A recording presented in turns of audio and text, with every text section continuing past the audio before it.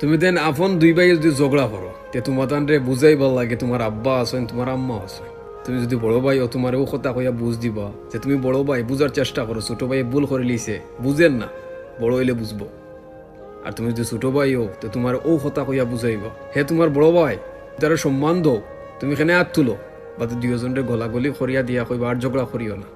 তোমার এই ঝগড়া থামাই ভাল লাগে, সান্ত্বনা দিবার লাগে তোমার আব্বা আছেন তোমার আম্মা আছেন এই দুনিয়ায়। আর একটা জিনিস চিন্তা করিয়া দেখিও যে তোমার দাদাও দুনিয়াত নাই, তোমার দাদিও দুনিয়াত নাই।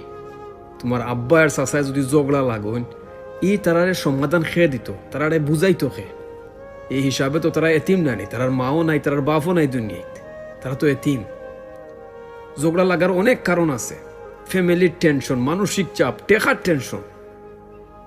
বাচ্চা ইনতে বড় হইরা ইতারে বিয়া দিতা, টেকা লাগবো, কইতা কি ম্যানেজ করতা, ওটা টেনশন।